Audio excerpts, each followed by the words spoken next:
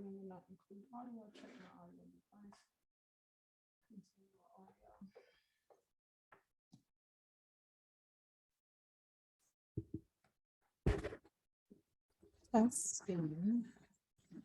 Testing my microphone.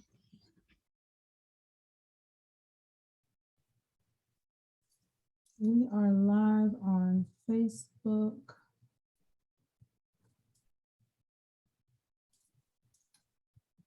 I'm coming, everybody. Everybody that's on Facebook, I am on my way. Leave me a message. Let me know if you can hear us, if you are tuning in. Got a little something I want to play. Monica, I hope you can hear this. I'm going to play it. Try to anyway. Okay. All right. So now I'm noticing people are literally attacking Will Smith for what he did. Now I'm not saying that it was appropriate. I ain't saying that. I'm saying I understand both sides. Chris Rock is a comedian. Comedians get on stage and say all type of shit about everybody. They talk about gay people, they talk about overweight people, they talk about bald, whatever. That's what comedians do, right? I understand that. And I also understand that most men don't watch Red Table Talk, so they don't know that Jada has a medical condition, which is the reason why she bald. I didn't know till Will slapped the shit out of Chris. I didn't know that till just last night. Most guys, just like most women, don't sit up and watch ESPN all day. You know? I can't get mad because my lady don't know the LeBron James stats. Right? So I understand from the perspective of Chris Rock. I also understand that this was the first produced by one of Hollywood's amazing black producers, Will Packer, Big Bro. And my bias to that was damn, I hate what happened on his night. That's my personal feeling, just being, because opinions are perspective, how you see things.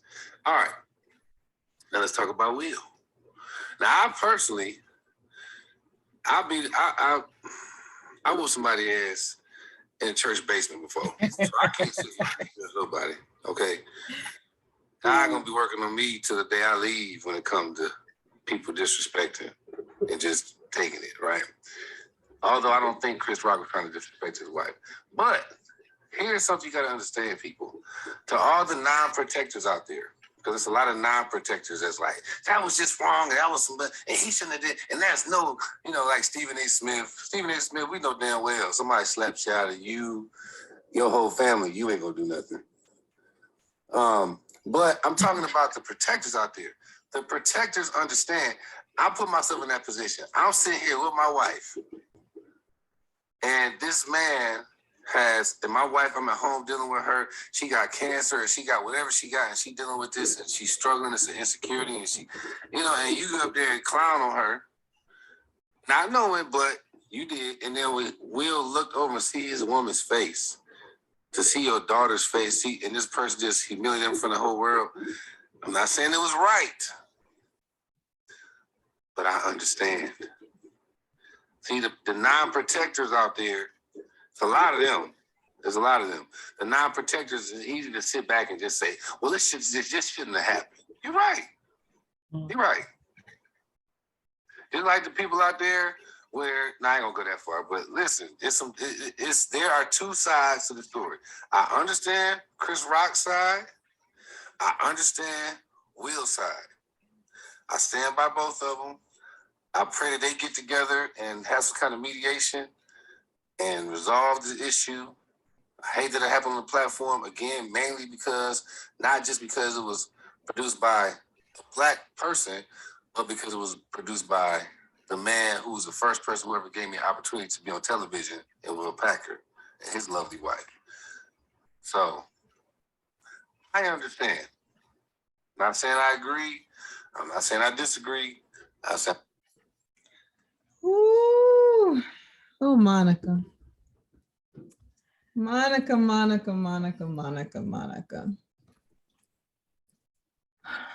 Welcome to another Monday night chat. Where I'm speaking to the fellas, and for those that are watching us on Facebook, it's your girl Queenie Love here, host of the Relationship Zone, the podcast. There's a lot going on tonight. We have, I don't want to overshadow who we have. We have Doc Gooden of Cigar 210 right here out of the DMV. We're going to be chatting it up with him about, I hope you can hear me okay. I'm sorry, I didn't check my mic. You can hear me? Good. Okay. Yes. So yeah, we're going to be chatting it up with Doc about love, life, and all things relationships as usual. And I'm doing some notification muting over here because I don't want to have a bunch of interference. But of course, we could not kick this show off.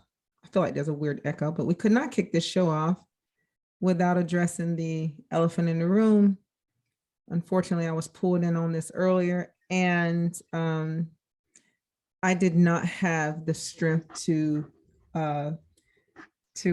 not play ball. So I took the bait, made a couple posts and some videos, and I did what my sister girl texted me earlier and told me she was doing. I went into the comment sections. I shouldn't have gone into the comment sections because my last post, or close to my last post, said, I don't like it here. I'm over it.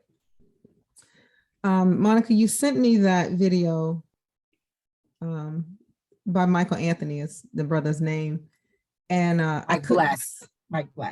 Right. Well, I'm looking at what I guess his real name, maybe that's what it is. But anyway, I could not agree more with what he's saying regarding this situation. Many of us can see it from all sides, but there's something about a man that stands in the role as a protector. I think that maybe Will took it a step further than we're comfortable with publicly. But I wonder if he would have done this and this would have been his daughter, would we be in such an uproar, or would we understand why he defended his child? Or if this would have been his mother. I feel that the reason why so many people have an issue is because they have a disdain for his wife, and they don't feel that she's worthy of his love, his commitment, nor his protection, or his outburst saying, keep my wife's name out your effing mouth. So I'm bothered by the fact that I think it's more people that feel like she's unworthy of his protection or his defense. We're in a culture where people shoot, fight, kill each other every single day. Not to dismiss it, make it small, but we just are. We're in a culture where we praise side chicks, side pieces. We're in a culture where we idolize men who are womanizers, and we make concessions for those men to have passes. We're in a culture where we objectify women constantly, and men that are married are out here seeking women that they can just have a roll in the hay with no conscience at all. This is the culture that we live in. But as soon as a man decides to defend the wife that he chose to stay with, regardless of her transgressions or his, now everyone's in an uproar. I don't feel safe here. It's what I said earlier. And it's because I see that there really are men and women that feel that Jada is not defendable. Is not a person that needs protection. And that Will is, I think someone said, the woman in the relationship. And that really perplexed me, because I said, oh, he's the woman. So that means the woman is the defender of the home. Anyway, my brothers are protectors. If my brother's watching tonight, send me a message. My brother is a protector. Both of them. My father was a protector. I don't do well with men that are not protective of their home or their women, their children, their whatever. Now, again, I'm not saying go out there and beat people up, shoot them. That's not it at all. There's always a way to handle it. But I am saying that a safe place for Jada is important. A safe place for any wife is important. And I feel that it may, sure, perhaps he could have reacted differently. You and I talked about it earlier, Monica. I told you how I felt about that. But I'm not jumping on no, bandwagon of Jada shouldn't be protected and Will is a punk. I'm not doing that. I think that there's a lesson for all of us to learn in this. And I have so much more to say, but I'm going to yield that mic so I can get set up on Facebook. But thank you for sending this clip because it kind of brought me back to center. So I didn't get on here acting a daggone fool. So thank you, Monica. You're welcome.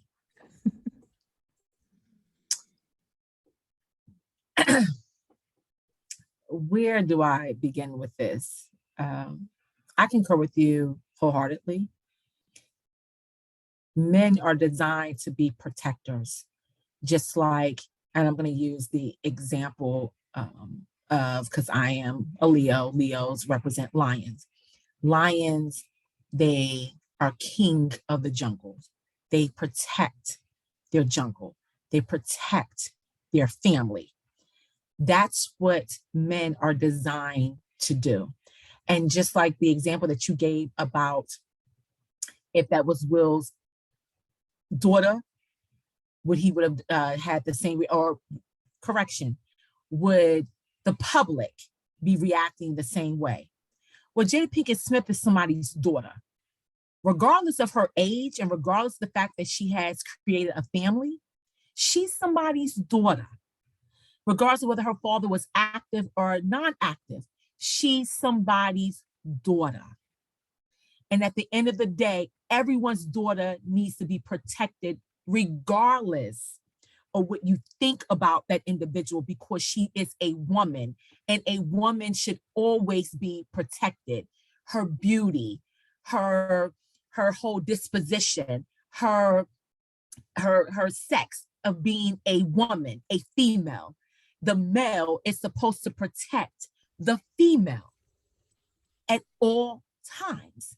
It's not, oh, well, I'll protect you, or I'll defend you, after, I know you was just assaulted, baby, but no, I'll take care of the assault, but I'll take care of the assault later. Let's get through this. No. She's been accosted based on a medical condition. And I'm going to take it to the disability world in just a minute. When someone that's supposed to be your better half, your other person, the one that God brought together to become one, right? When you are one, if half of that one is in danger or feels uncomfortable or isn't protected, the other half is supposed to cover. It's protect and defend. Cover her. Just like we're also, to a certain extent too, cover him. Men need protection as well. So it goes both ways. If one is assaulted, everyone is assaulted. We are one. So this whole narrative about she's not worthy, every individual is worthy of protection. They're a human being. Human beings deserve to be protected. What is wrong with people? And especially if it is the person that you said I do to, for better or for worse, in sickness and in health, to death do us part. That's what it is. So I agree with you. If you're not going to protect me, defend my honor as a woman, first of all, as a human being, okay? First of all, as a human being, defend my honor. As someone's daughter, defend my honor. As the person that you chose and I also chose you, defend my honor, because I'm going to defend your honor because you're the king of my castle. You're the king of me. Home just isn't, protecting a home is just isn't the dwelling. Protecting home is also the individual you build a life with. It's where your heart resides. It's where you rest at. It's where that connection is with. It's where you share your life with. That's home. Protect it. Now, unfortunately, my father was not a protector. And so luckily for me, I had male cousins, and there are two guys that I've been blessed with that are like brothers to me and would protect me hands down. They, excuse my French, they kicking ass and taking names later, okay? Because they know for a fact that I should not be accosted, especially pertaining to my disability. So then let me segue into that piece. A medical condition, a disability is traumatic.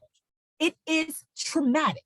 Whether you are born with it or whether an unfortunate circumstance has arisen in your life that unfortunately you now have to manage it in a sense, because that's what disability is. That's what medical condition is. It's about managing it. For me, mine was very tragic at the age of 9. Very, very tragic. So I wasn't born with a disability, walking with a cane. I unfortunately inherited this situation because of what happened to me tragically. That alone, if I am the person that I am currently in a dating, friendship, relationship with, if we're out in the street and someone is making a joke about me walking with a cane, I need you to immediately address it, immediately, because I need to know that you got me. I need to know this, because there is no we if I don't feel protected by you. And so I need you to make sure that you handle that, but also make them look bad, make them look like the idiots that they are once you tell them how I became that way. But furthermore, you shouldn't have to do that, because at the end of the day, it is what it is. I walk with a cane, and I should not be accosted, and it should not be a public spectacle about why I have a medical condition. And so we in the disability community, we're striving so hard for society to see the norm in having a condition. There's nothing wrong with having a condition, but please, let's be clear here. It's not easy managing your condition. Yeah. It's not easy being seen out in public, knowing that you're going to have eyes looking and people wondering and have these different thoughts and opinions. It's not easy to walk in those shoes. So while we embrace it as a community and we deal with managing our medical condition, don't get it twisted. And it's not an easy walk. And furthermore, talking about hair, a Black woman's hair. And Chris Rock actually had a movie about hair in 2009 about hair, and he said specifically, or as my cousin would say, specifically. And I know that's incorrect, but I'm gonna go with being incorrect. Yeah, I'm gonna use that type of vernacular today. He specifically said that he did not want his daughters to be viewed by the type of hair or the hair that they have. He wanted them to be viewed by what's in their mind, their intellect. Yeah. Why can't Jada receive the same? Why can't she receive the same? Yeah. Oh, because of her transgression. But we're not going to get into that. But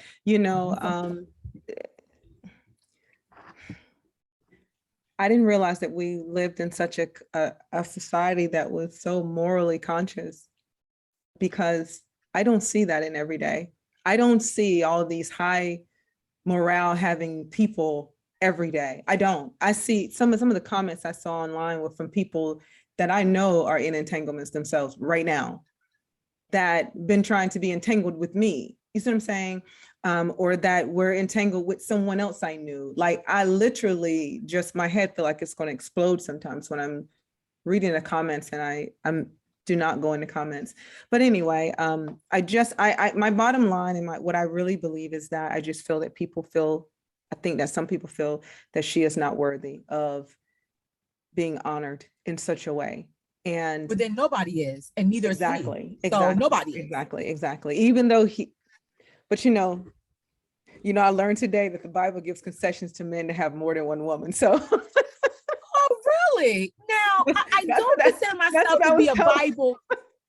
I don't consider myself to be a Bible scholar, but I do read my Bible every day, Yeah, and we delve into the word in my sister Bible study every Sunday evening yeah. at 6 p.m. I have yet to run across that. But again, I'm You not a haven't Bible you scholar. have I guess you haven't read it all, girl. I don't know. Listen, look, Maybe. we're gonna pause for the calls. We have Doc. He is here, and I told him give me 5 minutes. So I want to bring him in at 7:35. I'm going to bring him in now. Unfortunately, I don't have a bio for Doc to read. Many people are going to learn about Doc Gooden tonight, the owner of Cigars 210. I can tell you a little bit about what I do know about him. I used to work with someone that he is very good friends with, and think he's done, kind of a business partner, if I recall correctly. And that gentleman, shout out to Les, that gentleman and I became very good friends, and he kept telling me about his boy Doc that owned the Cigar 210. And he's like, you got to meet him, got to meet him. Well, we were working at the Air Force Base, and I'm like, when am I going to have time? And I don't do cigar bars, and why would I do that? And he told me about this Black-owned cigar bar that was doing great things in the community over in Fort Washington. And I was intrigued, and I wanted to partner with the bike club that they also were in. And so what Les decided to do, he wanted to introduce me to Doc. So I went over and I met Doc, and he had this infectious personality, this calming spirit, kind of cool smile. He was just kind of doing his thing. And this was early on when they first started the business. I think it seemed like it was like maybe the first or second year. I just kind of vaguely remember what Les was telling me at that time. But when I did go into the cigar bar, first time in a cigar bar was at Cigar 210. I will say that because I'm not a cigar girl.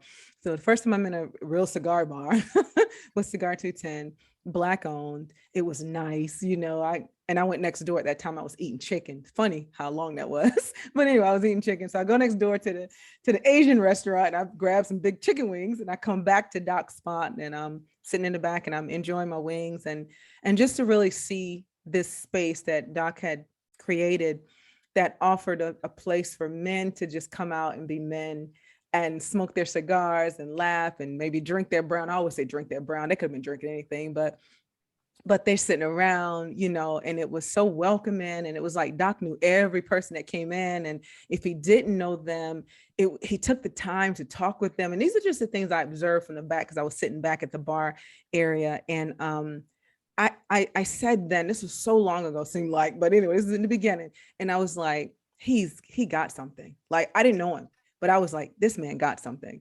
And to see his business grow. And then I start hearing other men talk about, yeah, I'm going to the cigar bar, Cigar 210. I'm like, oh, okay. Like, that's my boys bar. Right. And then over the years, I just watched Doc continue to grow and do amazing things out at this cigar bar. And his reach is in his community. He loves his community. He's a veteran. Seems to me like what I know of him, a man of standard, just carries himself well. Again, I don't know any of the skeletons in his closet. I just know what I've met with Doc, and anytime I've ever hit him up or reached out to him, he's responsive, and we've tried to work together and do a few things out there at the Cigar 210. Hasn't quite worked out because then the pandemic happened. One of my friends who is a prince in Africa, he came to visit. He wanted a cigar, and I was like, I only know one place I can take you. So I took him out to meet Doc, and they connected, and and I feel like Doc opened the shop up for us because it seemed like there was nobody else really there. I'm not really sure, but for some reason, I feel like he kind of opened the shop up, or he met us out there. He did something specifically for my guest, and he's just an amazing brother. So this will be my first time really having this kind of one-on-one opportunity to talk with him about life. And so I'm excited about it. So I want to go ahead and introduce to everyone Mr. Doc Gooden of Cigar 210. If you do not know that place, please Google it, look it up, go out to Fort Washington, visit it. What's up, Doc? Wow. I don't even know how I come in with that introduction. Thank you, thank you, thank you. Happy to be here. Thank you. Thank you So for the good to kind see you. words. Oh yeah, it's so good to see you. I'm looking at you now. I'm so glad that you're doing well. You got this pretty orange on. What is that? What you got? Oh What yeah, is this? This so brand? support. It's supporting one of my friends' brands. All Black Everything. A friend of mine called named Ray Farmer created this brand a couple of years ago. He's been blowing up with it, so I support him. I try to support all my friends. I try to support anyone trying to do something small business, aspire to grow their own brand. So I wear his stuff often. So Love it. all Black Everything. Ray Farmer. He's on Instagram and Facebook. Oh, I love it. I love those. I love the color. I love bright colors. So Mm, this is right up my mm, alley. right. Yeah. All right, Doc. So listen, this is my co-host. She's my guest co-host, Miss Monica Wiley. This is probably we have one more show to do before she launches her own podcast. So Monica, I Okay. want you to meet Doc. He's out there in Fort Washington. So there's Yeah. Mr. Goodman. I've been talking to you about him for a while. Hi, Monica. Pleasure to meet you. Hi, pleasure to meet you. Absolutely. Likewise. Likewise. Thank you. So Doc, we're going to get right into this. So of course, this is my podcast, The Relationship Zone, where we talk about love, life, and all things relationships. I believe that the best relationship we can possibly ever foster and have is the one that we have with ourselves. And then of course, if we have a good relationship with ourselves, we can extend that out into our community, in the work that we do, in the lives that we touch, in the path that we take. So that's why bringing you to the show means a lot to me, Okay. because I want to talk from a man's perspective. I want to hear what the fellas got to say. And Okay. here you are on the Okay. show. So Okay. officially welcome to my show. All right. So let's get into it then. All right, let's get into it. So Doc, Okay, he smacked his check hands. it I out. like that. Yeah, I love it. So I know that you are a military veteran, I and am. you ride, you belong to a bike club, and Hmm. you have this amazing spot out there in off 210. So tell us a little bit more about who Doc is, for those that do not know you. Okay. First off, I am a husband, a father. Those are the two most important roles I play. People often know me for Cigars 210 and being a veteran, but the most important roles I play is being a husband and a father. I'm a father to 4 kids, ranging in age from 16 to 23. So I cherish them. I'm married, of course. I own Cigars 210, Navy veteran, Navy disabled veteran, actually. Started Cigars 210 about 7 years ago. I've been an entrepreneur for probably about the past 25 years in some capacity or another. After getting out the military, I didn't know what I wanted to do. So I just started the entrepreneur path. I've been doing that for about the past 25 years or so. In some capacity or another. Cigars 210 was born because I was going to another local cigar shop, and I noticed that there was a lot of patronage of people that look like me, but there was no catering to our dollar, you know. And so I felt that we had a powerful dollar, as we do now still have a powerful dollar. We needed something or a place or location catered towards us, catered toward Black smokers, more towards Black smokers, minority smokers, women and men of the like. So also another reason why I started, I'm a big mental health advocate. And cigar shops are like barber shops now. All too often it's a safe zone for men. It's now becoming a safe zone for women too, because we're getting more and more. The fastest growing smokers in the community are females right now. But it's initially started as a safe zone for men. A place we could come and discuss the things that you normally can't talk about amongst yourselves. We joke. I joke and say we come here, we tell lies, and we solve the problems of the world. But it goes a little bit deeper than that. We also heal each other. We laugh. We talk about issues. People connect with each other. We talk about news.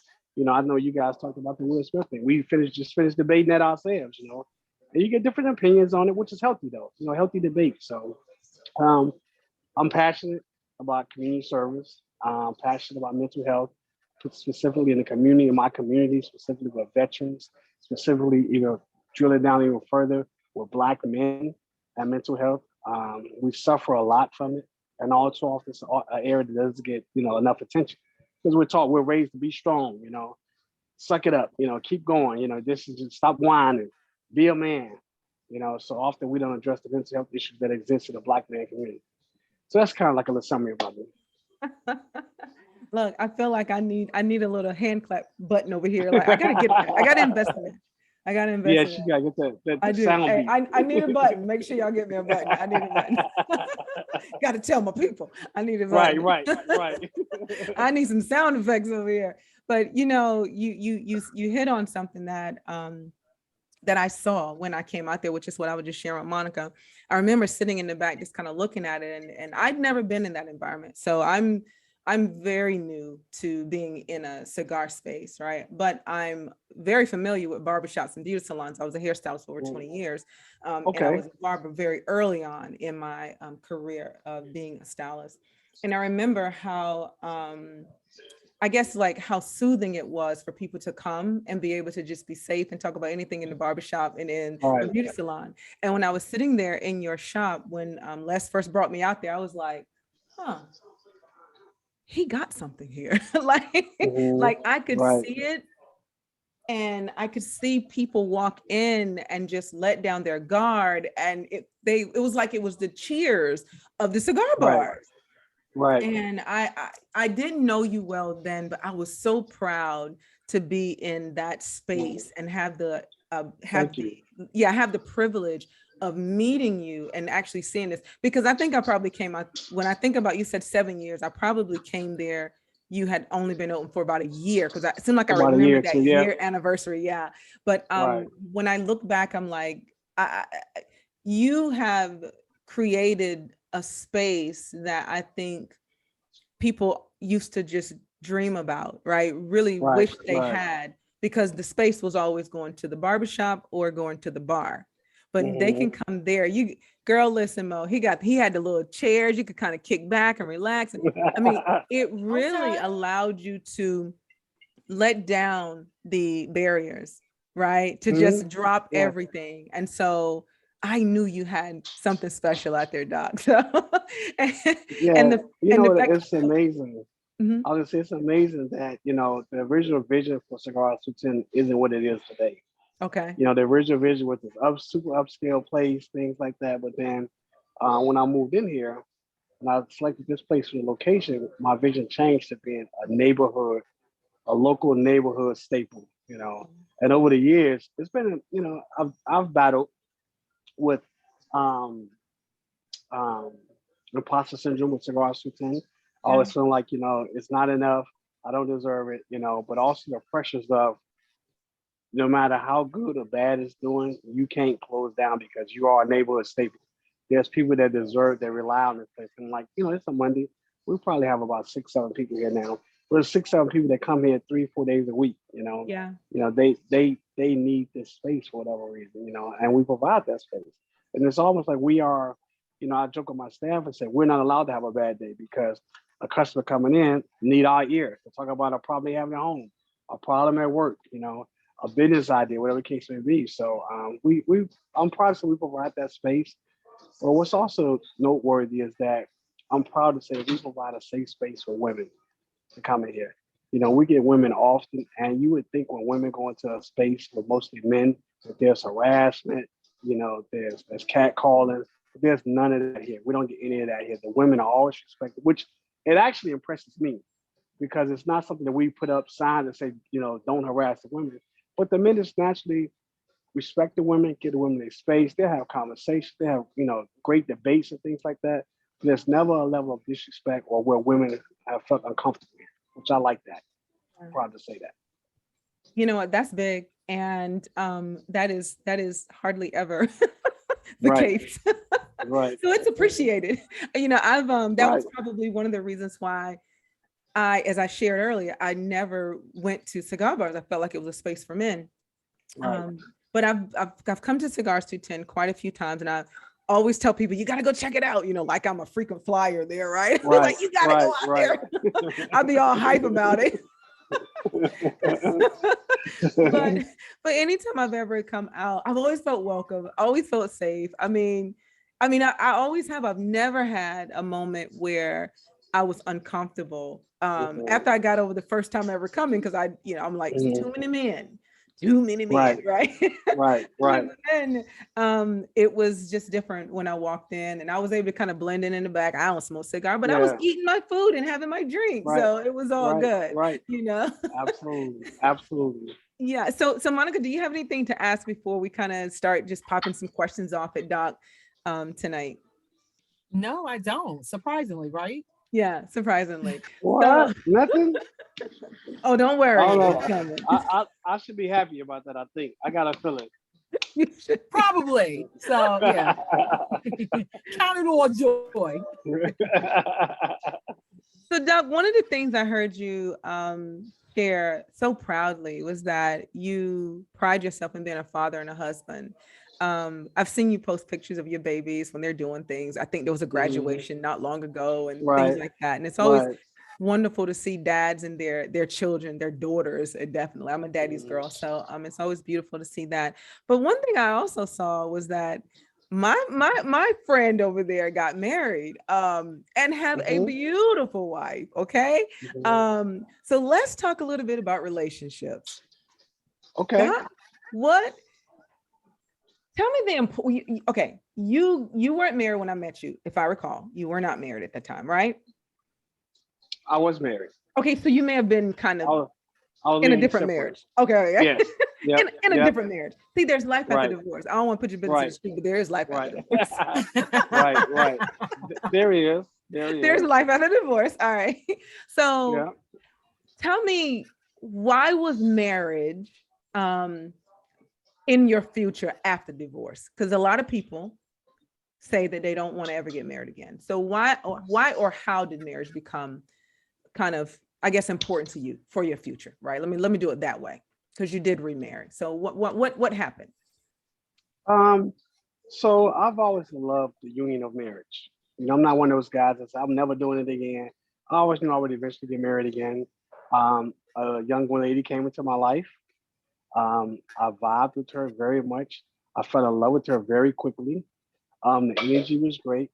But also what I noticed as an entrepreneur that is that as a focused man entrepreneur, when I have someone in my corner that I'm, and when that, and not so much with, not so my corner, but also the fact that when I'm in something constant and something I believe in, it seems like all my other pistons fire perfect. If that makes sense. So like, business lines up, I'm all my relationships become good all of a sudden, and that was important to me to realize that vision and realize that, hey, you're better off when you're in a constant relationship and loving someone and being loved properly by someone. And so that's why I always knew that marriage is going to come for me again. And I'm proud to say this is my third marriage, my third and final marriage. So I joke and say I know a lot about what to do and what not to do. So, marriage is important to me because for me, there's nothing better than having that union, that person that you depend on, that you come home to, that you can lay whatever the problem is, and know they're going to support you and be there for you at the end of the day. And then as an entrepreneur, that's even more important because, if I got peace at home, then everything else in the street that I do as an entrepreneur is easy. Yeah. It's easy. So that's why I knew that it was going to be, I was going to be married again eventually. So it happened sooner than I expected. I'll be honest about that. Much sooner than I expected. Yeah. But I was living a single life, and it gets old, and for me, I think as entrepreneurs, I've talked to other entrepreneurs about this. It seems to be when you're not in a constant, steady relationship, you lack focus. Mm. What did that be? You got so many distractions with whatever you're doing, or you're looking out there and that's a distraction. But for me, when I'm committed in a relationship as I am now and loving and being properly loved, it's all pistons firing at the same time for me. Man, let me tell you something. This Black man said, and being properly loved. Can I tell you how sweet that is? I need to put it on a shirt, okay? Properly love me. There you go. Listen, there's something beautiful about being properly loved. Oh my God, please do not start. I'm just saying there's something beautiful. Let me tell you, I shared earlier with someone that I admire. I said, I got so much love to give. I don't know if you're ready. Right. Listen, and this is literally what I said to him. I was like, listen, he said, I don't think you could ever what do you say? At first he said, I don't think you could ever love me enough. I said, oh, I got a lot. And then he said, Right. I don't think I could ever get tired of being loved like that. Oh, listen, there's There you something go. beautiful. Challenge. That's a challenge. And that's what love should be. Every day should be who can love each other better. Woo. When my wife and I go back and forth, she'll say, I love you. And I may say, I love you more today. Yeah. Yeah. Yeah. And tomorrow she may love me more. And it's not that I love her less. It's that I might be caught up in my situations of the day, my problems today. She may be caught up in her problems of the day. But when I hear you say you loving me more today, that means you recognize, where I may be failing at. Yeah. Oh, I You love guys it. see me? Yeah, you here. Yeah, and so that's what love should be. No, I love you more today. It should be a challenge, of who can love each other more, who can show each other more, who can appreciate each other more. Yeah. When that dies out, when someone says, you got it consecutively, then there's a problem. Someone's like, all right, you got it. Then that's a problem. Yeah, you're right. You love me more today. I'm good. Right. Yeah, you got it. You Like got a all winning week? streak going. Right. You got a winning streak going. You got it. For the week. Since Christmas. Right. All right, let's just say you won. All right. That's when it's a problem. Right. I give. See, somebody like me, Right. you know what I mean? I probably would be like, okay, you know what? All right, you got it. Yeah, you got it. I'm done. You good, baby. I'll try back again tomorrow or another day. Well, no, see, that's key. You said try again another day. I'm saying if it's consistent days of you like, all right, you got it. That's a problem. Oh yeah, absolutely. Because then I'm gonna start trying to miss shots. Right. Yeah. Funny you're saying that, right? You're trying to miss shots just to see if they're gonna compensate. Like, okay. Hey, like You know? right. Yeah. I meant to shot. Are you gonna grab the rebound? Right. What are you gonna? You just gonna let the ball bounce off out of bounds? Right. Huh? You be like, yo, I set you up. I mean, Right. I set you up. I gave you a magic pass, an alley hoop, and you just like fumbled it. This is not I good. I told you I really like this grill. Father's Day coming up. Right. Here it is. I put it on your side of the bed. I'll put the Home Depot credit card there. Oh my God, not the Home Depot credit card on your side of the bed. Look, I even put the address in the GPS. Right. I I even paid for delivery Right, there's that. ahead of time. You give me some socks. Hey, But yeah. I mean, it's I love it. Yeah. We're still newlyweds. June will be a year. I'm not gonna say that it's not, it's not been without challenges. It's relationships are all about challenges, but I'm a firm believer that every relationship that I have to get something from it. But you should get something from me as well, though. Don't let me be a sponge for you and you not sponging off of me. Every relationship I have, I firmly believe that. My male friends, my female friends, all of that. I have to get something from it, but you have to get something from me as well. If it becomes one-sided, then what's the purpose? What's the purpose of you being, a relationship with me, a friend, relationship, if you don't get nothing out of it? Yeah. And at some point you're gonna feel slighted, or I'm gonna feel slighted. Like this is a one-way thing. So we've had challenges. That's all, human beings do, relationships do. But there's nothing we can't work through. It's one of the big gist of things when we look at relationships and marriages, it's always just these small stuff. Yeah, for You sure. look back on it, because you didn't want to drive, but it was your turn to drive, so I had to drive. So we're gonna argue about this, really? We arguing about who driving. No, let's just Right. Well, in my case, it wouldn't be an issue because I love to drive. So baby, I got you. Let's go. Look, I'll be like, here you go. Gas up. And I'll be like, and I'll take it too. Yeah. Because I like to ride. Okay. I mean, yeah. So Doc, let me just back up a little bit. I know you said that relationship took off kind of fast. You leaned into it, obviously after divorce, and all of that. That's just how love is, right? If you really lean into love will just take you where you need to go. Mm-hmm. I firmly believe that. Sometimes I think we fight against the tide, and that's the reason why things become so challenging versus just leaning into it.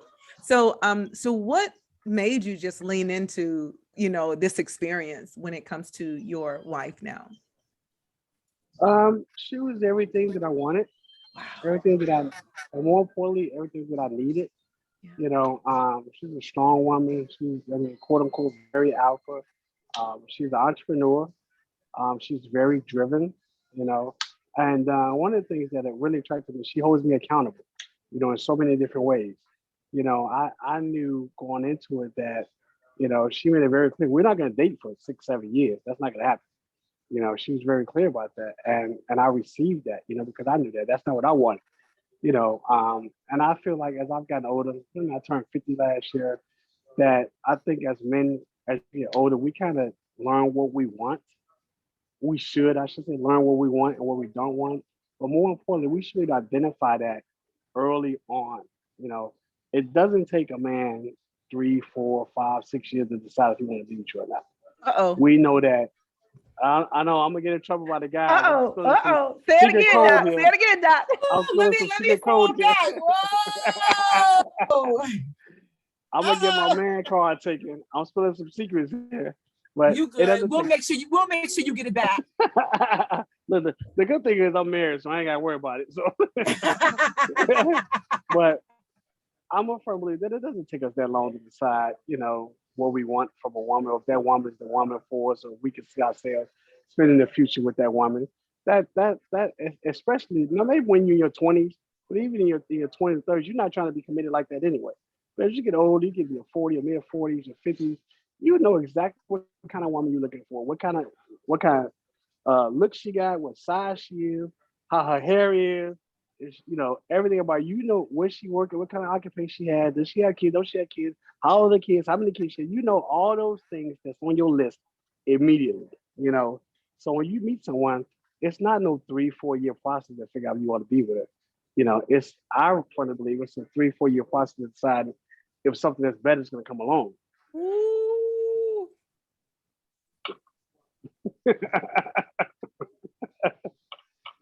Put that on the whiteboard. Yeah, that's on the whiteboard. You better tell that truth, Doc. Let me say the personal experience, the personal, my personal thoughts expressed on this show are those thoughts of Doc. This is the disclaimer. This is the disclaimer. Put it on the whiteboard over there. Right, right. The disclaimer, right. So it was I wasn't looking. If it makes sense, I wasn't looking, but I was always ready. Because I knew what I wanted. I knew what I needed. I knew what my perfect painting looked like in my mind. And she met that.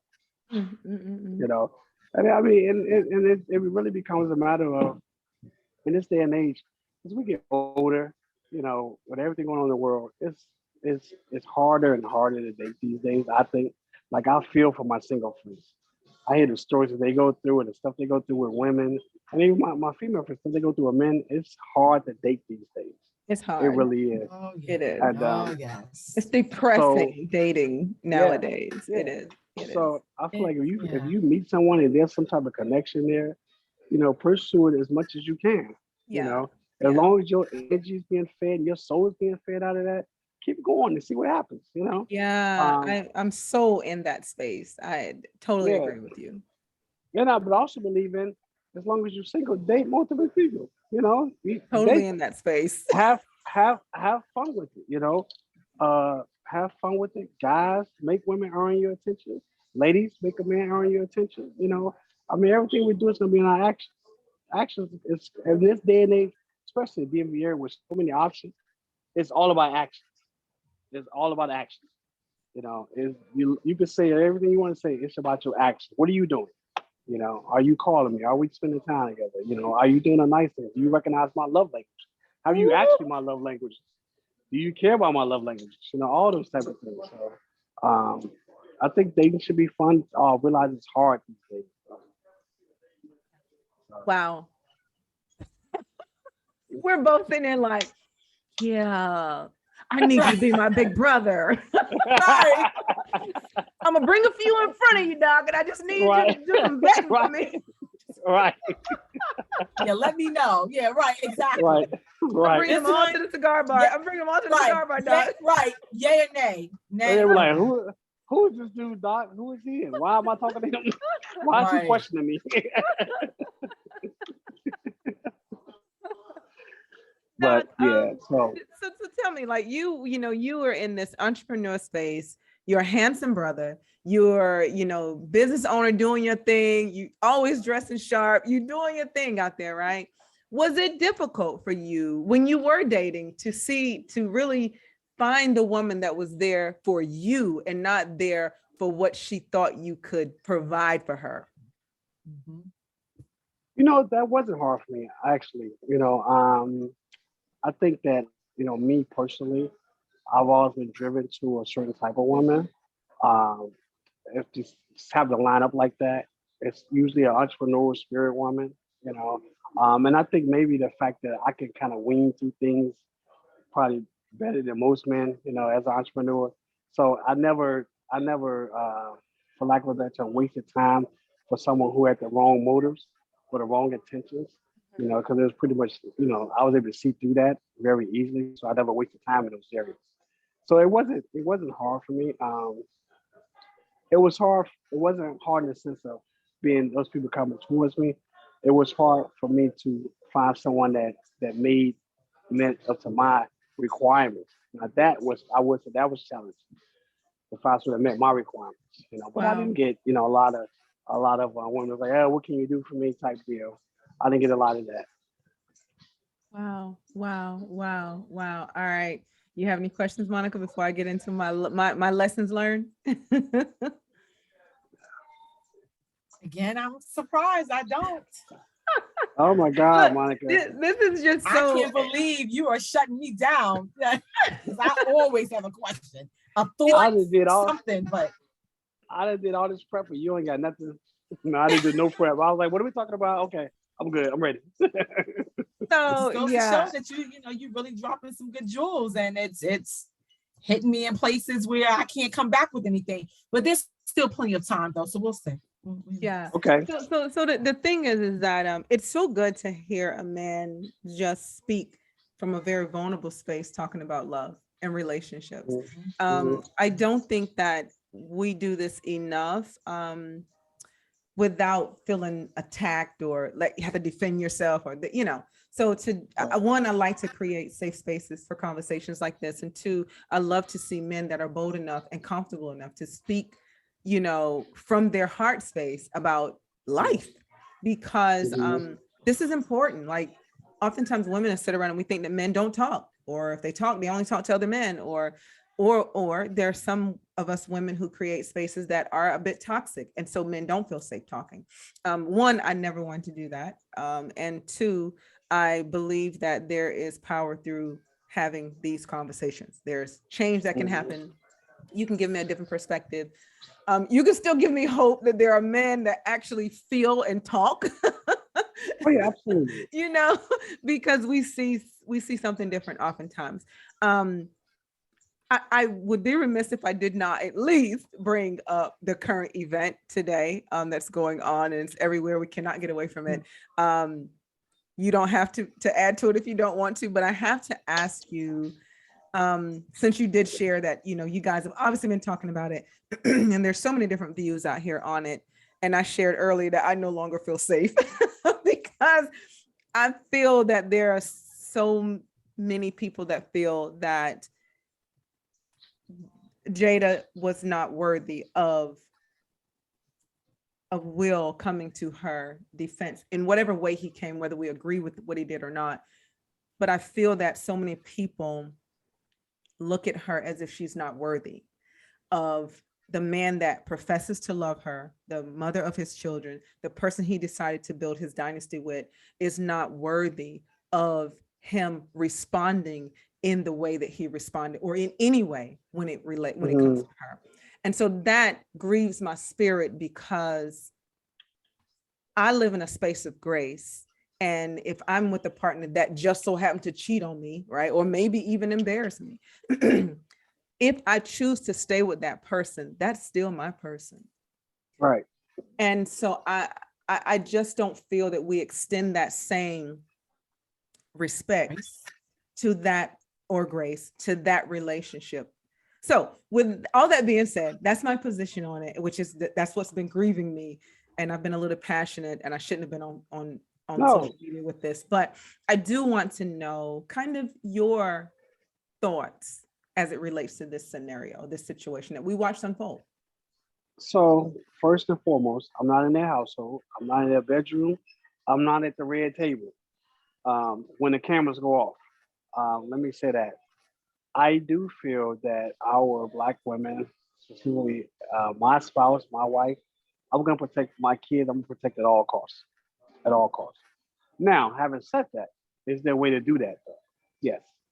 That doesn't put me at risk, doesn't put my family at risk, doesn't put my livelihood at risk. You know, because this situation happens every day in the hood. What happened on live TV Yes. happens every day in the hood. You know, happens every day in the hood. So how do you respond to that, though? I personally don't like Will Smith's response. Only the venue and the form for his response I don't like.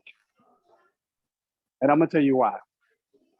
This is the first Black produced Oscars. The first Black produced Oscars. This is forever stained by your hurt feelings, by your wife's hurt feelings. You know, this is forever stained because of that. I thought it was very selfish. I thought it could have been handled another way. You gave a great acceptance speech. You had to play I didn't see the movie, but I heard it was a very good movie. He was well deserving of the Oscar. You could have used your speech to address it and did more damage then. I think that you stole your own moment. You stole your own legacy. You stole your family's legacy. You stole from these Black producers' legacy. You stole from Questlove, who got his first Oscar right after this incident. No one was paying attention at that point. They showed video footage.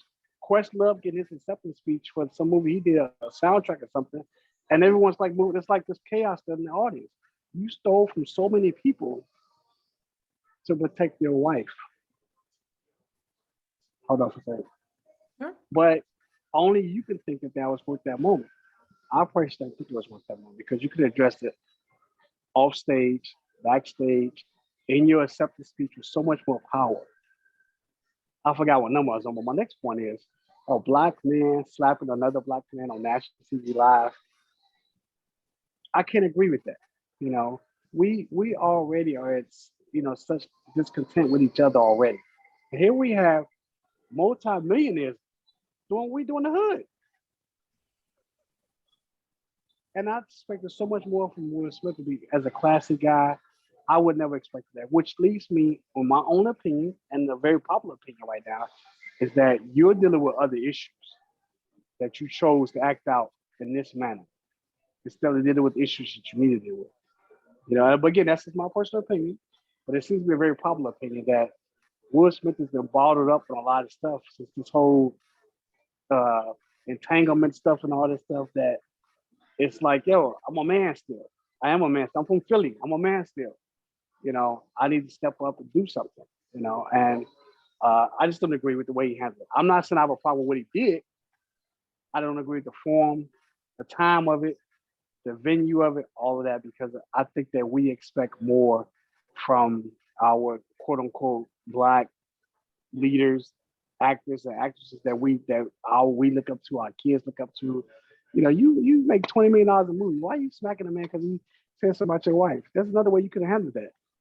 You know, and I'm not convinced that Chris Rock meant it with malice.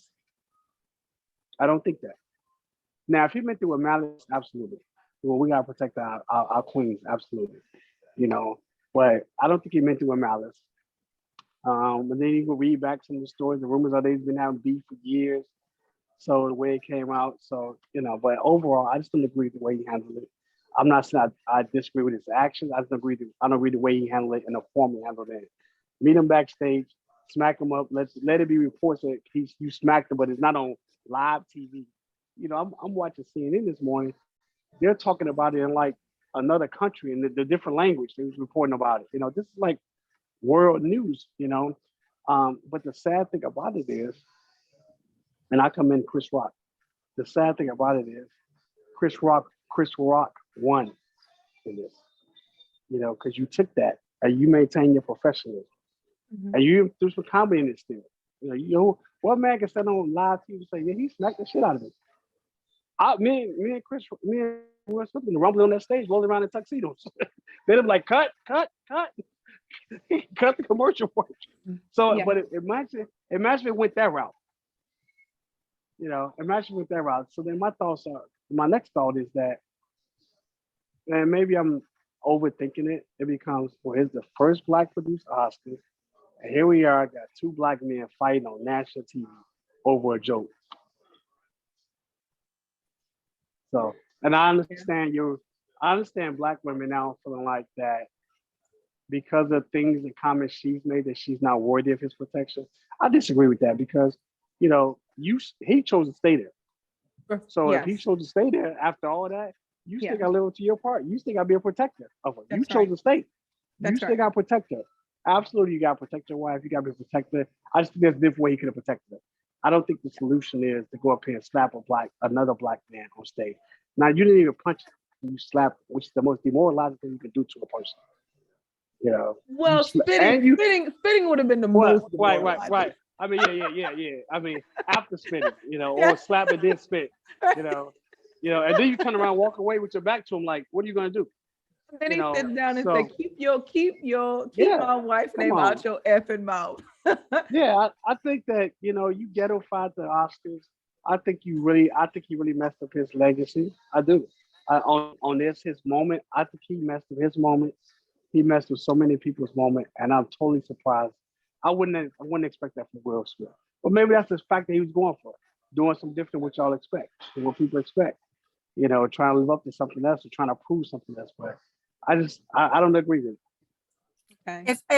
If I may interject here. Okay, now you got something to say. All right. I do. I do. Oh yeah.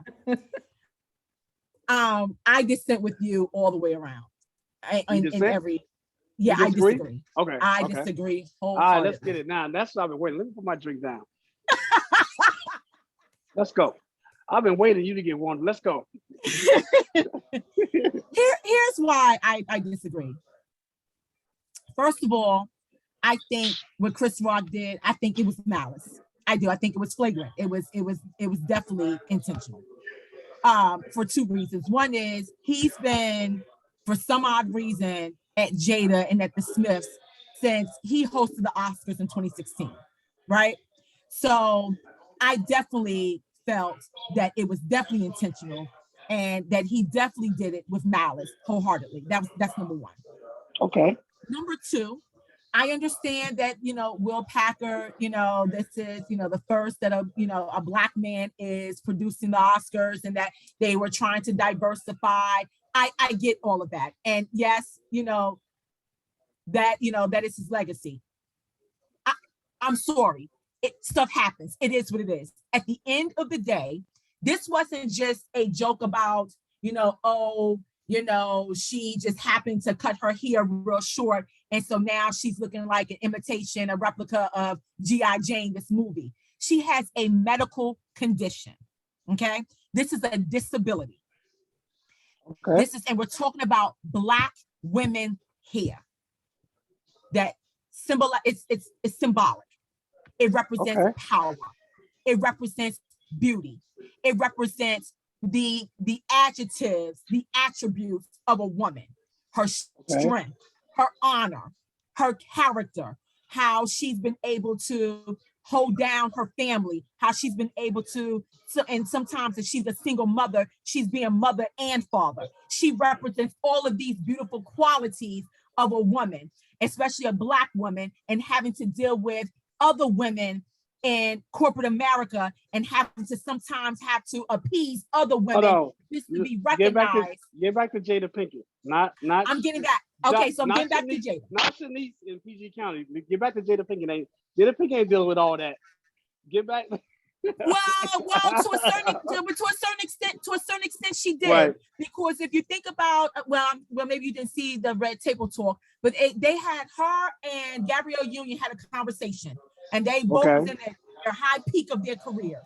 And they talked about how, Gabrielle Union felt like, and I don't know the particulars, but basically Gabrielle Union felt like that Jada was able to get certain roles because of the color, because of her complexion of her skin. Jada was also saying to Gabrielle Union that, well, no, based on so many words, don't get it twisted. I dealt with a lot of discrimination within Hollywood, and Gabrielle, you're well aware of that. But just because my skin was lighter doesn't mean that I didn't face certain criticisms and certain discriminatory acts. So going back to Jada. Okay. We pride ourselves on our hair, right? Not to mention the fact, which goes to my third point, when something like a medical condition happens to you, right? Because I'm also a person with a disability. I walk with a cane. Mine was caused by a drunk driver that killed my entire family at the age of 9. So I have an incomplete spinal cord injury. So I walk with a cane. Don't feel bad because I wear heels and everything. So I do what I do. I don't let nothing stop me. Still a fashionista. But that's like, also how do we know there's public that everyone knew about her condition? I didn't know about this condition, and I follow a page. And I have to like the short hair, to be honest with you. I think she looks much better with the short hair. And it does look beautiful on her, but that doesn't negate the fact that for her, when a disability, a medical condition happens to you at any given moment out of the blue, it is traumatic. And so then you got a public, you got the public, making fun of, joking, and on top of that, my husband, who is supposed to be my, protector and knows the struggles of this condition, was sitting back, ha.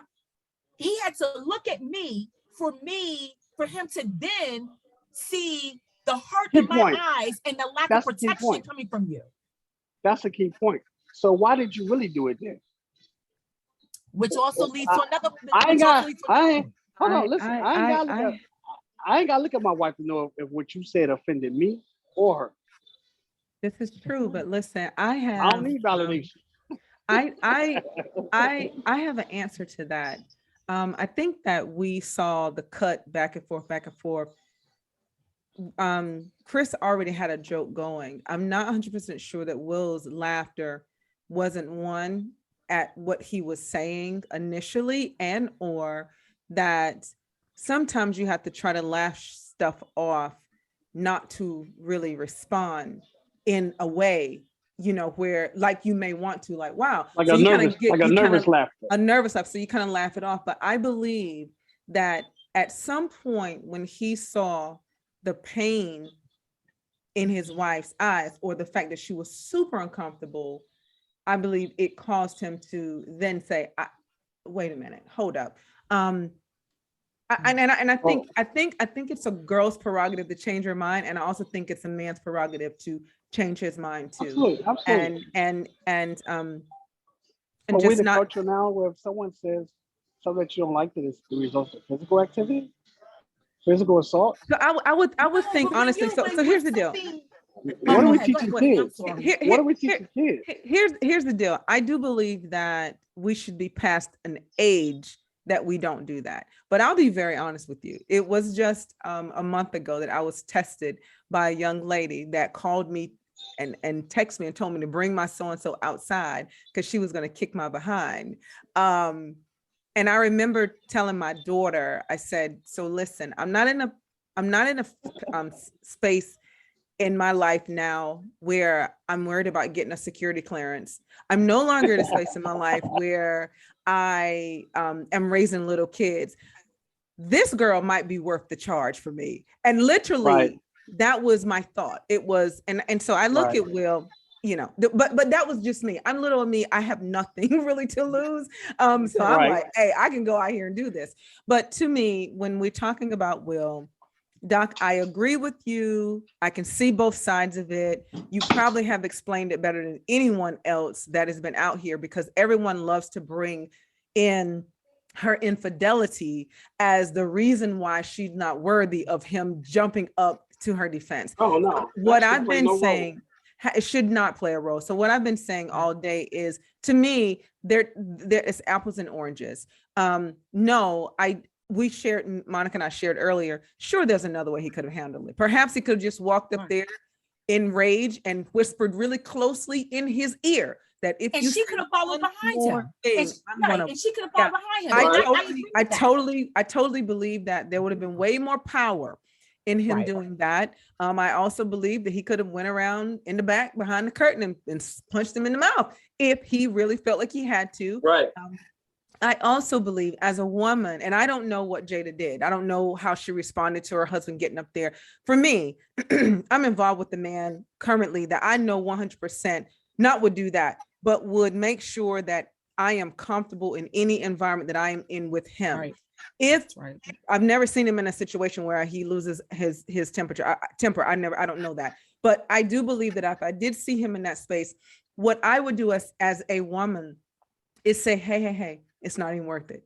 Right. Hey, let's not even go there. And we would leave because my one thing for me is I'm honoring the fact that he's honoring me and that he is up here like, no, I'm not gonna let no one mess with my baby. But I'm also, I feel that I need to protect him in that anger. Hey, babe, it's not worth it. See, I'm grateful that you're standing up for me, but we're not about to give them this glory. So let's just walk out, sweetheart. Listen, I got you because I see that you got me. So you know what? I would have been saying Will, or I would have been following behind him, and it would have just I wouldn't have let my man go out like that. But since he did, I'm But how much more powerful would that have been? Yeah, I agree. Will and Jada to stand up hand in hand and walk the fuck out the hospital before you guys walk and walk out. How much more powerful would that have been? Yeah, and still won the Oscar. And let them beg him to come back in. Yep, I agree. He could have took Chris Rock. He could have took the mic from Chris Rock. He could have said, listen, could have said, listen, I'm sorry, you got sorry. Listen, I need to address this. Chris, first of all, you're not gonna be talking about my wife. My wife has a medical condition, and whether you know or didn't know, it's a medical condition, and you're not gonna make her uncomfortable. So we're gonna stop this right here. Right here, right then and now. I need for you to defend me. How much more powerful could that have been though? Chris Rock would be on cancel culture today if that was action. But now you chose violence, and in my mind, Chris Rock won still because he was cool, collected. He told a joke afterwards. Yeah, but he did write an apology. He did write a formal apology. Chris Rock did? Yeah, he wrote a formal apology saying that he did take it too far, and that these are his friends, and he apologized for doing that. I think he's still winning. Yeah, he's still winning. Yeah. Will Smith has yet to apologize. And so now, I mean, we could all, say how we would have handled it, what we would have did, what's the best way to handle it. I don't know how I would have handled it. I mean, I've been in situations like that. Not a joke, but like someone saying something disrespectful. And my wife could see my energy building. So the first thing she'll say is no. Yep. Right. No. Yep. Right. No. We're not doing that. No.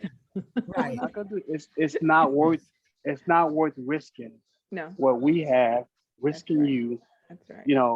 Risking our financial stability, any of that for the comments of the ignorant. Yeah. And so but Doc, pause for a second. But same scenario, and you don't do anything. What message are you now sending to your spouse? Because for me, I'm going to stop you from getting into I'm going to try to stop you from getting into some trouble. Right. But tell me the message that you're going to send when you do nothing but sit there.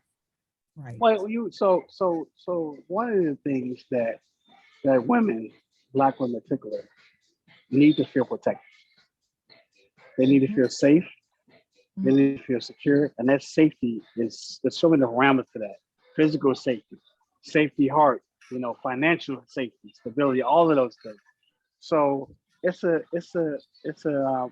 tight line to navigate, and that's why I say, as I can see, it's like what I would have did or what I might not have done, But I want to say that I would have done something, I just feel like, and it's easy for me to put the spotlight on a celebrity that makes $20 million a movie and say, well, you make $20 million a movie.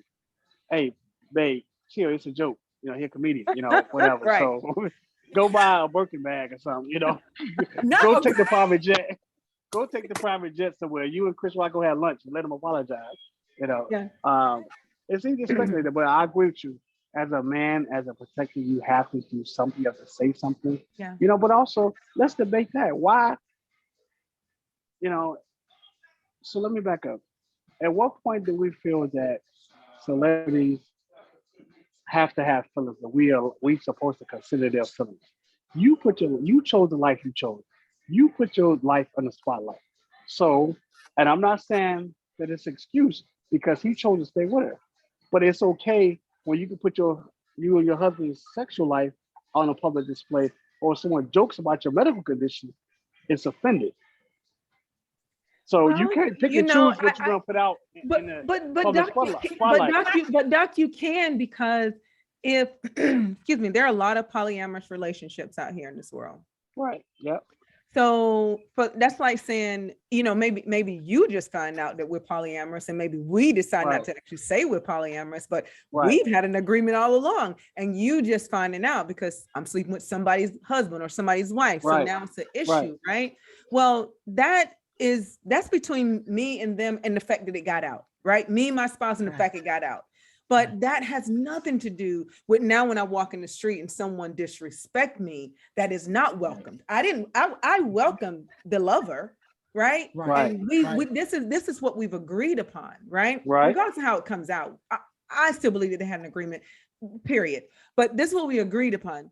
I didn't agree to sit around and be bullied and you not say anything. Honestly, I don't, full disclaimer, I do not believe that that Will was, I don't want any man to think that I need him to go out there, beat people up. No, I'm so past that stage in my life. We're right? too old for that, right? What I absolutely need and require is that when you see that I'm in pain, something has happened to me out here in any capacity, I need you to grab my hand and let me know that it's going to be okay. Whatever that looks like, I need you to grab my hand. Right, whatever that looks like. I got you. I need to know you got me. I don't need you to be like, no, you go beat him up. I'm too mature for that. Because once I see that you got me, I'm gonna turn around immediately because I know who I'm with, and I know his temperament and how he is and how he's gonna react. So I'm gonna just need to know we're good. But I got two other things to add to this. One is it is true that he also probably was taking out against Chris. A lot of other stuff going on that it just compounded, because I've read his book, and in his book he talks about how he wished he would have defended his mother when his father would physically abuse his mother when he was drinking, and so his brother wouldn't put up with that crap, and so he would defend their mother and fight back at his father. But Will, as much as he knew it was wrong and he wanted to, he would clam up and not do it. So that's in the book. So he talks about that in that book. And so so when he was giving his acceptance speech about, he's been tasked with yes, all of that is compounded. And then I'm gonna come to it from the disability world. For us, and that's why the disability community is standing behind Will 100% solely on this basis. People with disabilities are constantly looked at funny and bullied to a certain extent, especially if you're a kid with a disability in school. And you don't know how to, protect yourself, defend yourself, or, be confident who you are in spite of that disability. We are trying and we're making strides in normalizing disability. But then when you have someone such as Chris Rock, because we're going to talk about, Will Smith's pedigree, let's talk about Chris Rock's pedigree and all of his accomplishments. Daggone well, you should not have been on that stage making that type of joke. And I'm not going to sit here and believe that he was oblivious to the fact that she had this medical condition, because you have a staff and a team that's on social media. She's been very vocal on a bunch of media outlets about this alopecia and the effect it has had on her as a Black woman. So you had to have known that there was some type of medical condition going on. You know better. This is something you know, and on top of that, you have daughters. So you wouldn't want that to be done to your daughter. So why would you turn around and return and do that, especially with the drama, the subliminal drama that you guys had going back to 2016? So I just, So you got me there. You got me there. I agree with you on that. So when you make that case standpoint right there, I agree with you on that. So, but what's the solution then? You know, I don't like, for me personally, people laugh about it. I joked about it, but I really felt today. So I happened to wake up in the middle of the night, couldn't sleep. I didn't see the Oscars. I worked last night. I happened to wake up like 3:30 this morning. I'm watching the news, and it's all over the news because I didn't see this happen live. So I'm like, oh shit, is this serious? I immediately felt some kind of way as a black man, though. I felt some kind of way that she felt that way. When I saw her face, and obviously she didn't take it like it was a joke. I felt some kind of way about her response to it, but I also felt some kind of way about Will's response to it. And I also felt some kind of way, okay, maybe Chris Rock shouldn't have said it. But the fact that I felt something as a black man, like, yo, this is what we're doing now? This is what we're resorting to? Yeah, we can say Chris Rock shouldn't have made the joke. Okay, he shouldn't have made the joke. But we going on stage and slapping black men on national TV, slapping each other. If a white guy made that joke, it wouldn't have ended like that. It wouldn't have been that way. It would not have done that. And look, the host, I'm not making no excuses. The hosts of the Oscars are always comedians for a reason. They get freedom of speech. Should that be limited? Should that be limited morally? Yes, it probably should. Do most of them limited morally? Yes, they do. I mean, you got Chris Rock. I mean, not Chris Rock. Dave Chappelle do a whole nother special while he's not against the LGBTQXRLE community. He had to do another special to respond to how he's not against that. You know what I'm saying? I'm sorry, did that be the laugh? So I'm just saying, like,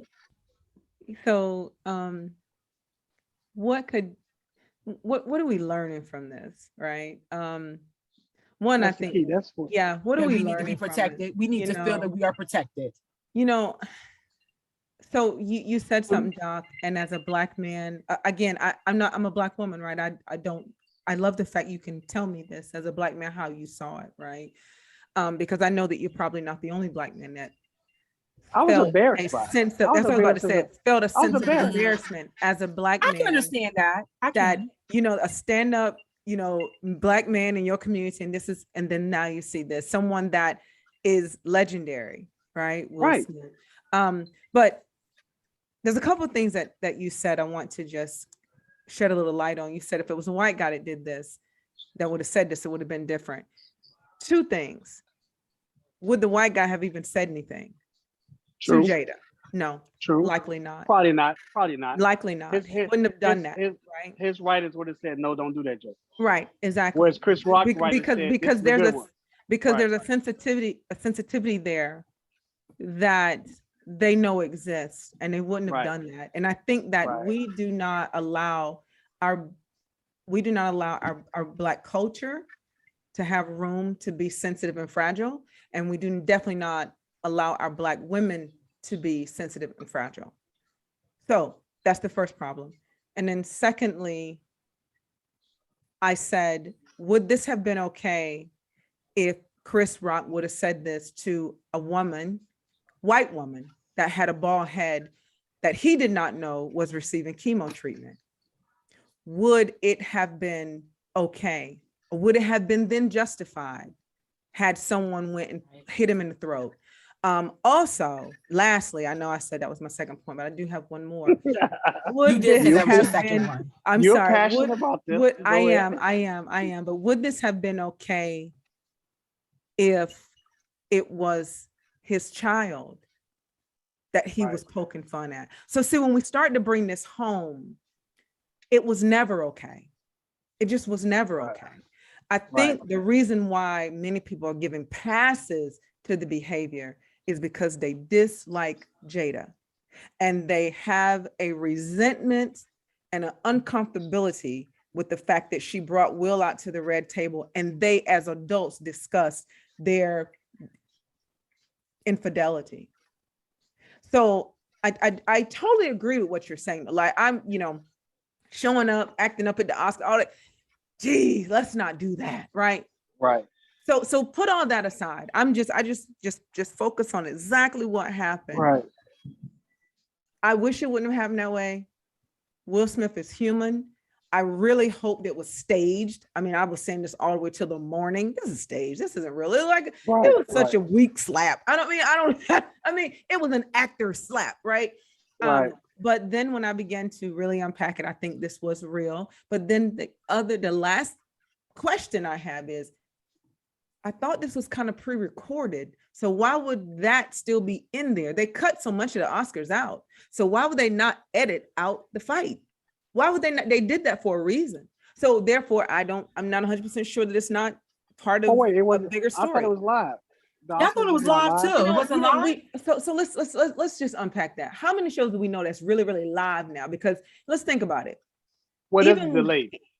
There's a delay, right? Well, they could have cut that out. They could have cut it out. They could have cut it out. They could have cut out when he was walking up there. They could have cut camera. Yeah. They did not.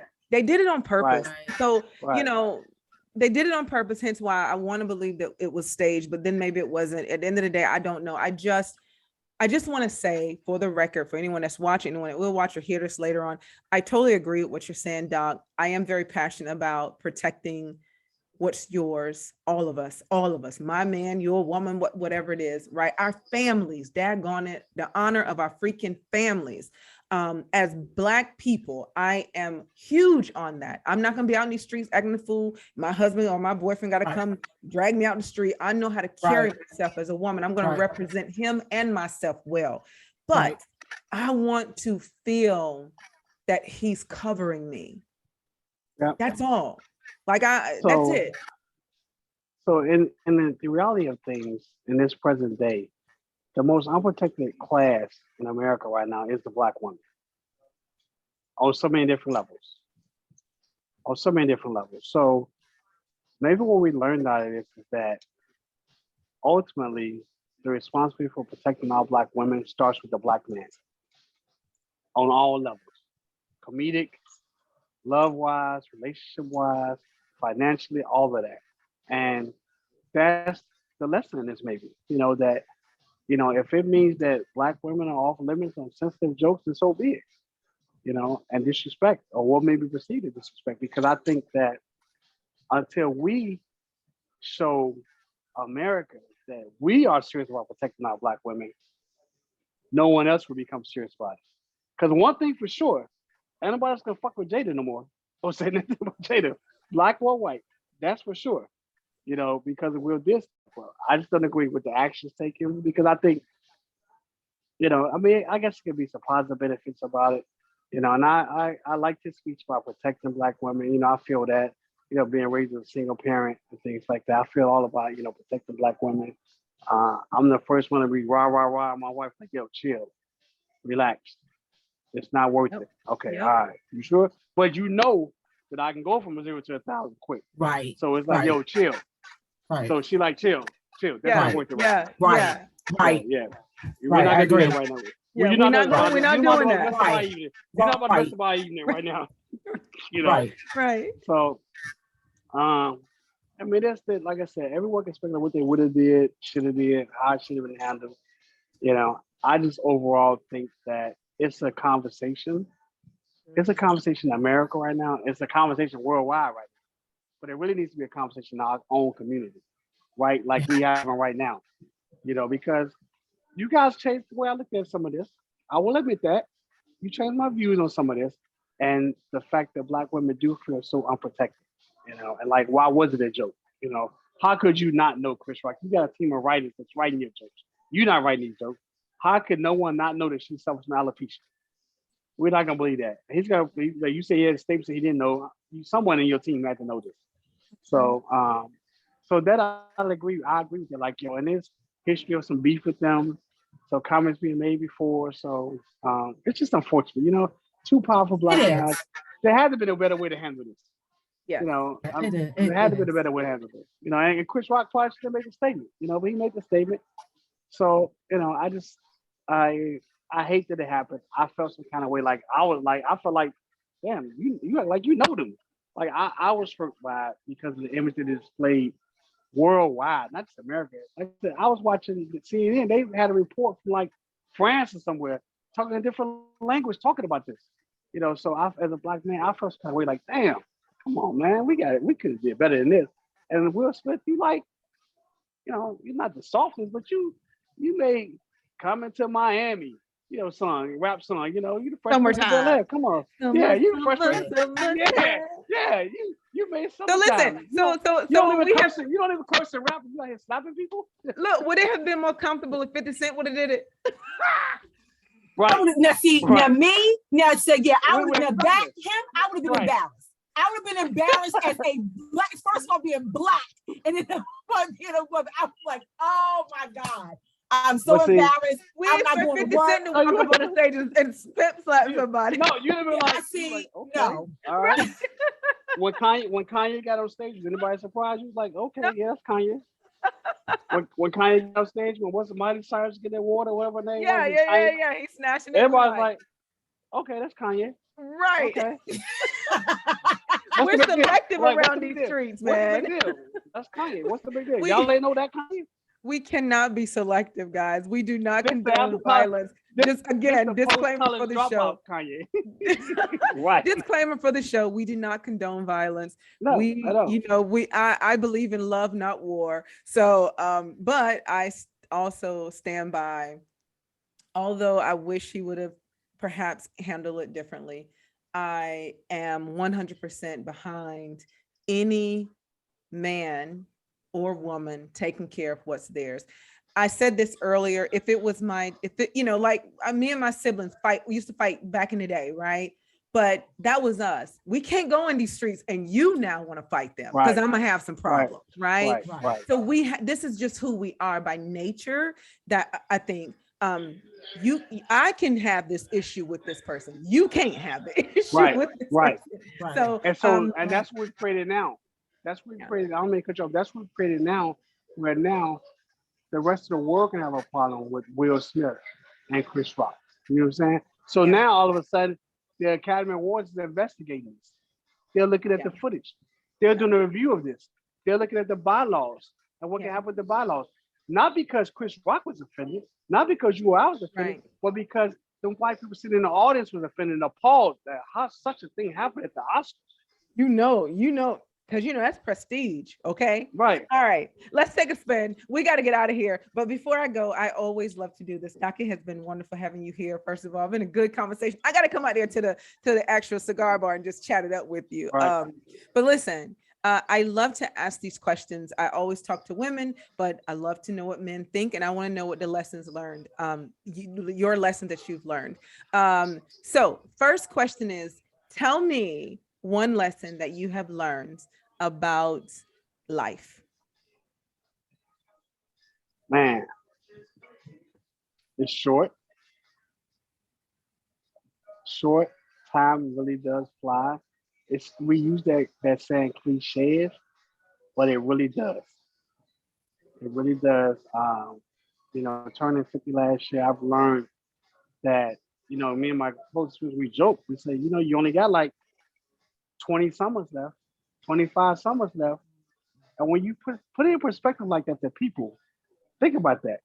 When you say you only got like 25 summers left, maybe 25 summers left, that's real thought provoking, So what I've learned in my life is that it really is short. And the only thing that matters is that dash. Yeah. What did you do between that dash? How did you make an impact in other people's lives? How will you be remembered? What will your obituary say? Would you have a 1-page obituary or a 3-page obituary? Mm-hmm. Will people really mourn you? Will people love you and miss you? But more so, will they miss what you provided, your value in life? Will people celebrate you? Yeah. Will people, I want people in my family saying, man, we lived a good life. I lived a good life with him. And I got this story and this story and this story and this story. My funeral is a party, and that's what I've learned, that life is really short. It goes by so fast, I got so many things I learned. I know. I always love to ask that one because I like whatever hits your spirit first. That's what you share with me. These are nuggets that you guys give to me, and I go back and listen, and I hold on to them. And one day they may be in my book, but I hold on to them because they mean so much. So thank you for that. All right, now tell me one thing you have learned about relationships. Man. So one thing I learned about relationships, it really comes down to um, no one's perfect. No one's gonna check all your boxes off. No one. If they do, it's superficial. It's not gonna last long. No one's gonna check all your boxes off. So it really comes down to what can I accept and what I cannot accept.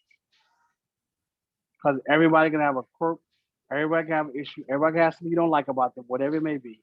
But your list, what can I live with and what can I live without? I have to have these and I can't have these. And that's what I learned about relationships. And it really is a compromise. It really is. I mean, we say this all the time, but people don't really take heed to it. It really is a compromise, and it really is what I say or start the conversation saying about it has to be give, give, give, give. I have to get something from you, and you have to get something from me. If there's not an equal exchange, it's not going to work. Eventually, someone's going to feel slighted, and it's going to end. It's going to go in a different direction. Someone's going to feel slighted. It has to be that. Yeah.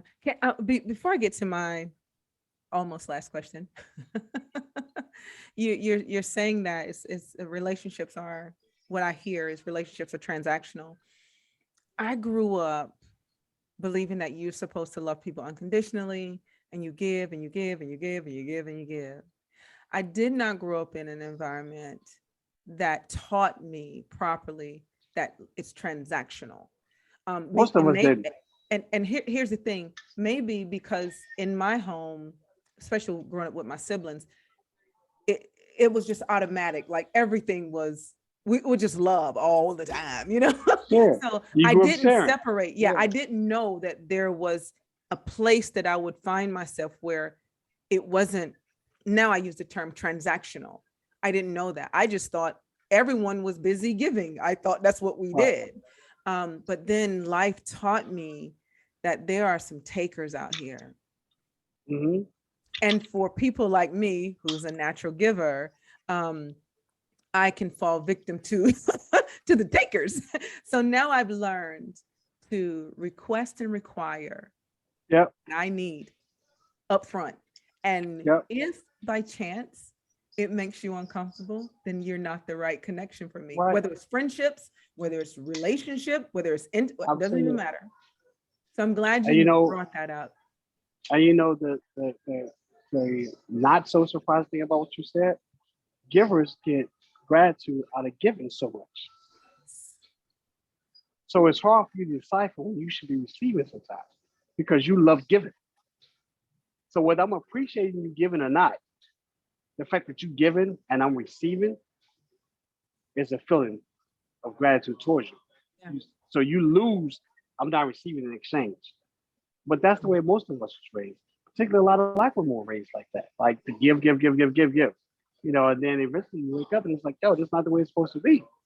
And some men are like that too. Some black men are like that. So they used to give and they grew up with sisters. They grew up in the house with a mother, a father there and sisters. So they used to give into their sisters and being a protector for their sisters and things like that. So that transcends to women. Then they mean women that don't give back. And guess what? It ruins black men. Ooh, honey, speak that truth. It ruins black men. I've seen it. You are so correct. Which creates a breakdown in our community, in our structure, because so many black men. Boy, let me back up. So many in our community need counseling. I'm a big proponent of counseling. Huge proponent of mental health counseling. I told you before, mental health is my thing. If I had a platform, that's my platform. Mental health. And so many of us need counseling and won't get it. From the basic, black women, most unprotected class in America. Black women need counseling. Black women need to seek counseling. Black men need counseling. We need a safe place. And counseling for the ironic thing is counseling for black men can occur in so many environments. The cigar shop, the barber shop, a guy's night once a month. Yeah. A guy's trip. These are things that we don't do as black men that women do all the time. Women always have, not always, well, you would debate me on this. I think women have a more of a safe environment to discuss issues and things like that. The problem that I feel women have is that women go to women to talk about men Right. instead of coming to men to find out about men. Yeah. You know, some Yeah. men will be transparent and tell you, this is how we think. This is what we want. This is what we need. Mhm. So, And we just have to I learn mean, how to listen. We really do yeah, have to learn how yeah, to listen better. We really do. You know, we need to learn to listen better. I am doing my best every day to listen better to what men are saying. And sometimes again, it grieves my spirit. It does, because I feel like, as you say, like there's definitely a high need for mental health counseling, and not just counseling, but for men to do the work. yeah, Because, you know, women, I can't speak for all of us, but a lot of us do a lot of work. you And do. then we have a man or men that have done nothing because for Nothing. whatever reason, they just feel Right, like, hey, I'm good, you know, and right, nothing's wrong with me. right. I'm gonna tell you something really funny. I hope my girlfriend is watching. And this is just talking about the prep that women sometimes do and men aren't doing anything. So it's a kind of funny story. I was telling her about a situation where women get, you know, they're ready for the big night, right? They're gonna be with this man. They're ready for the big night. They're doing all the Right, work. They're right, shaving everything. They're right, right, they're right, they're, right, they're they're investing in all the outfits. They got the music just right. They're getting all his right, favorite foods.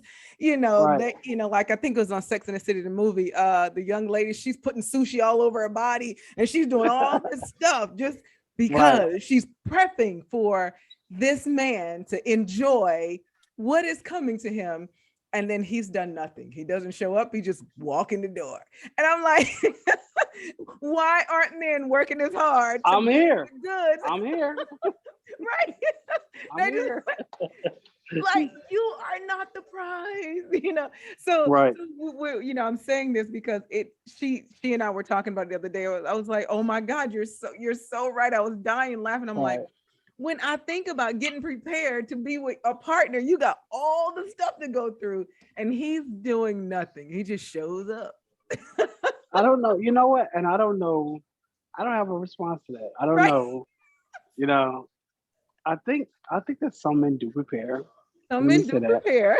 Some men like, yo, I'm seeing shorty. Let me get a haircut. Let me get a fresh cut. Yeah, Let me get yeah. some new cologne. Let me make some shower. Put on my best outfit. Let me put on a spray of cologne here and there. You know, let me be prepared. I think some men do prepare. It's Some. not something that I honestly say it's probably not something that we consciously go into. Like, yo, let me be okay. Total transparency. I don't think we go into it like, let me. I think we focus more on like, okay, let me make sure we good tonight. I'm good. Yo, yo, you good? We You ain't gonna drinking cooperate tonight? tonight. Yeah, right. You good? You gonna cooperate tonight? Yo, Slim, we gotta have an A performance tonight. This is the first time. We going in here. We gotta be good. You're We like, prepare mentally like that. Like, yo, I'm not drinking tonight. I'm oh not my gonna eat God. after 6. We ain't having no white liquor. We gotta be on that Right, brown liquor right, today. right, right. When Oh I my get here, God. I'm gonna have a salad and drink a lot of water. I'm going to the gym today. I'm doing extra push-ups. Before I go upstairs, I'm gonna do push-ups outside by the car. Hey, I did. Excuse me, I gotta go to your bathroom. I'm gonna go do 50 push-ups in the bathroom real quick. Look, we're in there laying on the table with sushi all over our body. Right, we doing push-ups like, let's go. We giving us smacking us, giving ourselves pep talks. About a good 30 minutes. Right, right. You ready? All right, let's get in the game. Let's go. That's our preparation. That's our preparation. Right. All right. So Doreen, I hope you heard that. This was I told you I was gonna definitely mention this. So I we're did prepared. tonight. So we're prepared different ways. You prepare differently. Me, I got the music, I got the lingerie, I got the lights just right. I didn't call the girls and be like, girl, I did all that, right? He just walked in the door. Hey boo. Listen, what? listen, even married, I still prepare. Like, yo, all right, okay. I see a light still on in there. All right. Let me just knock out like 50 push-ups real quick. Okay. I love it. Let me get this blood flowing. Get this blood flowing real quick. She lit candles and all of that stuff. I can't be the spoiler. Right. The candles are on. Right. Oh shoot! Damn, the candles on tonight. Oh damn. Got those good candles, boy. All right, Doc. Here is my my last question. I was going to, of course, pivot into mental health, but you've already talked about that. We understand that is definitely something that you're very passionate about. So I'm just going to ask the last question, which is, what is the life lesson that you have as it relates to love? Partnership. Partnership is so important. You know, partnership is the foundation for mankind. You know, think about it. I mean, from the beginning of time, Adam and Eve, we were put on this earth to be a partnership, to procreate, to love someone, to be loved. Partnership is important. I think that we underestimate it sometimes. I think that Black men have a hard time with it. And we don't realize as we get older, male and females, that how important it is and that you need a partner. You know, I mean, some say I don't need a partner. You really do need a partner. You know, Right. I mean, look at the examples of people that have been married for 40, 50 years. A husband dies. The wife dies a week later. Yep. That can't be explained besides heartbroken and partnership. Right. You can't explain that no other way.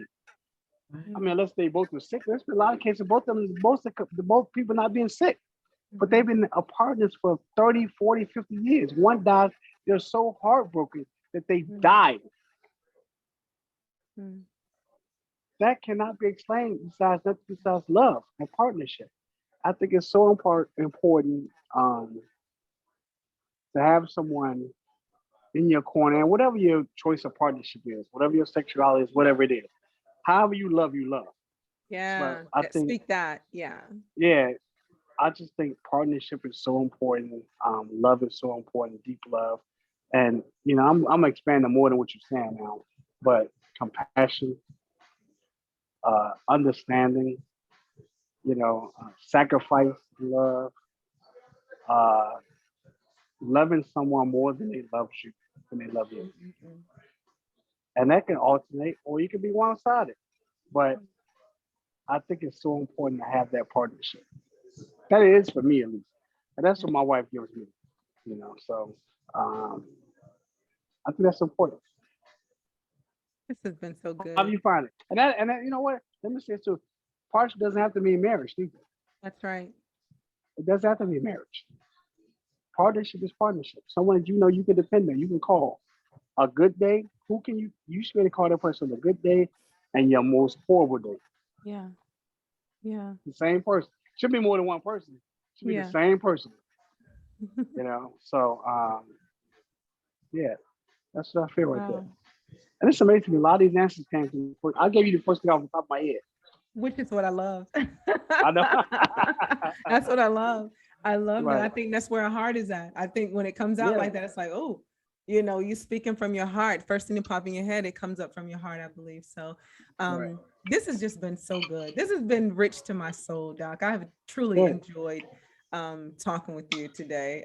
Even, you know, about will and all that, you know, you gave me a different perspective because you were able to articulate it, you know, Mhm. from a Black man's perspective and isolate what, you know, exactly what we were talking about. It didn't Right. go into, you know, someone's choice of, you know, doing to do on the side. That's their Yeah. business. So I really can Yeah. appreciate that.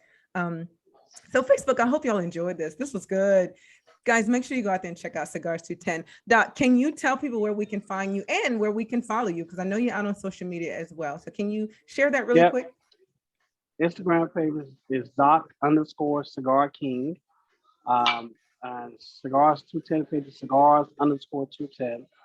And then we're opening a new lounge called Privilege in Waldorf, Maryland. So that page is gonna be it's Privilege, PRIVILEGE _cigars. So check that page out as well. Okay, now wait. Now is that the bougie bar that you always wanted to open, or Yeah. That's the bougie one. That's the bougie one. Yes. listen? You know it's bougie when I had never heard of having to have a membership at a cigar bar. I'm telling you, this is all new to me. I was like, what? You got to get what? You have a box and you got a key, you got a place. I'm like, Right. what is going on out here? But Right. of course, I just wasn't in the life. Men knew all about this. This is Right. the best kept Right. secret. I didn't know anything about it. So guys, make sure y'all check out Cigar 210. Let me change this view so you guys can see all of us. Please check out Cigar 210. I know I'm constantly talking about it to anyone that asks me about cigars. I am not a smoker. However, this is a brother doing amazing things. And you hear right now tonight that he speaks from his heart and that love space. And I absolutely can appreciate that. So please go out there and support Waldorf and in Fort Washington, right off 210. Yep. Yeah, right off 210. Go out there, check him out. He has, I learned about humidors. Humidor. At Cigar 210 about humidors. I'd never known anything about that.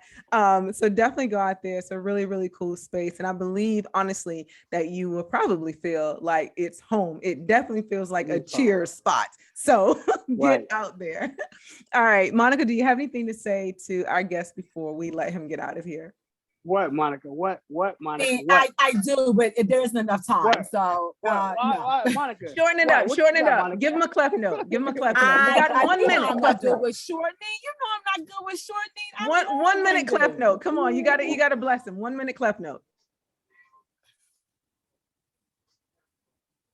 Well, let the record show. No, you were great. Thank you. Thank you. Let the record show. I left Monica speechless. No, ladies, I appreciate the invitation. I appreciate the dialogue.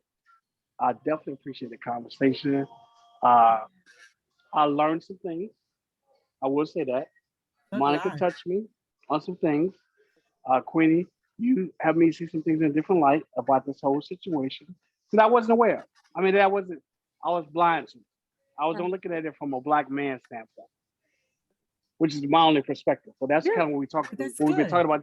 This whole conversation is about looking at other people's perspective and understanding the other side, you know. So I now have insight from a Black woman's perspective on this whole thing, which is what Black men, we need more, and Black women need more of a man's perspective. That's right. Yeah. Are you good? And we can't get that from the same sex. You gotta get that from the opposite sex. Right.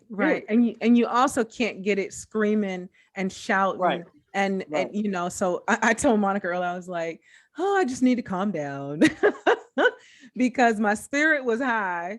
But I wanted to make sure I took that emotion out of it and just was able to share what I really felt. And I think we all did very well with that tonight. And I can appreciate, this has really been a great conversation. And much like what you said, Doc, listening to you totally made me feel a little different because I love my Black men, love them. And I do not want to feel indifferent about them. I don't like it when I don't feel safe around them. You see what I'm saying? So I'm always looking for that silver lining because I love my Black men. I have a beautiful Black son, my brothers, my father was the best thing that ever happened to me. And I'm seeing a beautiful Black man. You see what I'm saying? So I love my beautiful Black men. And so I really appreciate you speaking to us in a way where we can be like, okay, this felt different for a Black man watching it. Got it. I got it. I got it. So thank you for that.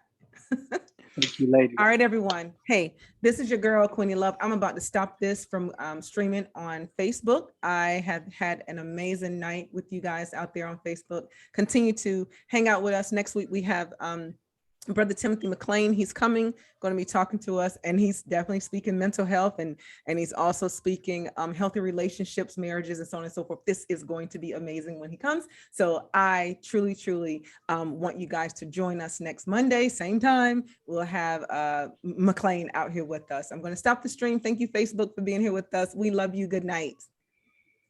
Oh my goodness.